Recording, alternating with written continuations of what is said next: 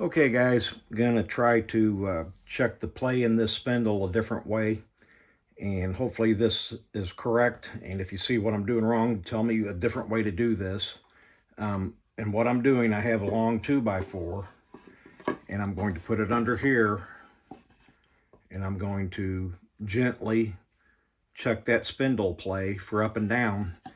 And now, that being said, this does have the Babbitt bearings, and I pulled that cap off, and there is one shim in there.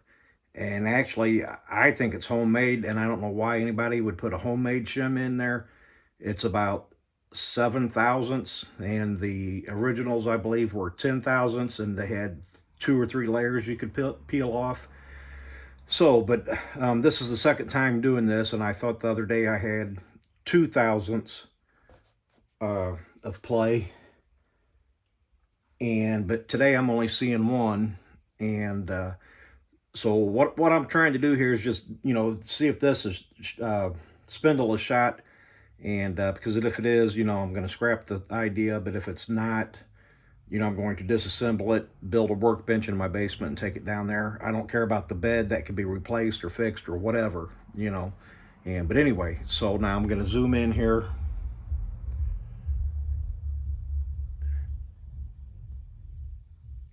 And hopefully we can see what's going on. And like I said, this is not a reliable mount either. I have big drywall screws into a 6x6, and so I'm sure I'm still getting some movement. Make sure I'm not on any of the other surfaces.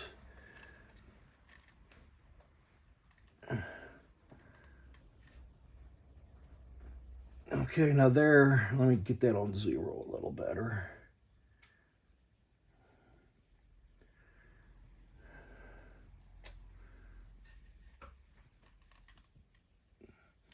Okay, that looks like about a 1,000th there.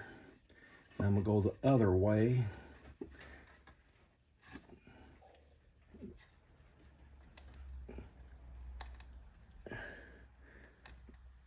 Okay, there's that. Okay, now I'm going to set up a little different and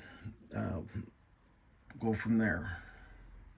Okay, now I'm going to try to check the run out on the inside of the spindle, and then to see if the spindle is bent. And I hope I'm doing this right. You guys told me to put the indicator on the inside of the spindle, but now that being said, the inside of that was pretty dirty, and it's a little bit scored up, tiny bit. And I cleaned it up with brake cleaner and a brass brush. And so I'm not 100% sure that, this might be hitting a bump of something, or, a little score mark, but let's see what that says.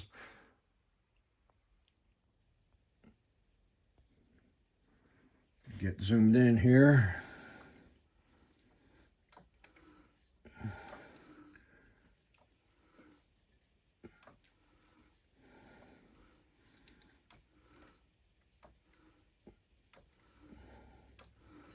Okay, I did see a little flicker. Right there is a high spot.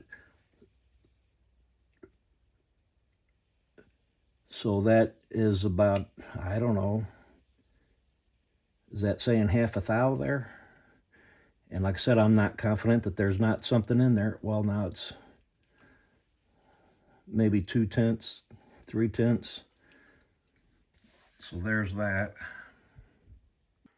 Okay, I have it set up on the face of this spindle, and I don't believe that face can be true. I don't know that that's what I'm going to check, but I'm just going to use it and move the spindle in and out. But I do want it just to run it there to see what it says. So let's zoom in. Let's see what we get there.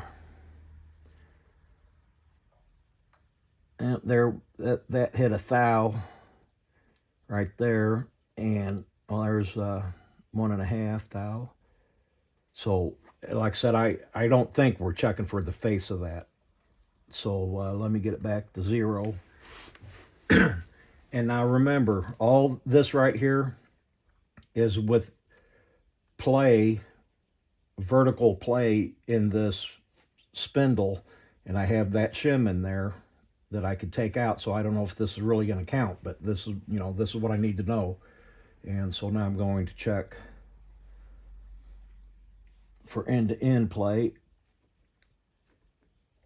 Okay, right. I'm pushing as hard as I can, pushing and pulling.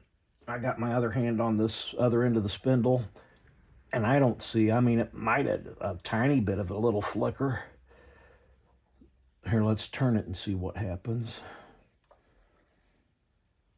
Okay.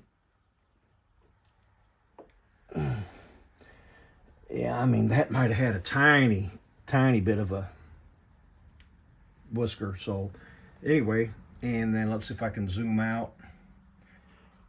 And let me see if I can just reset my camera right quick. I don't think this really matters, but while we're here, just trying to show you guys.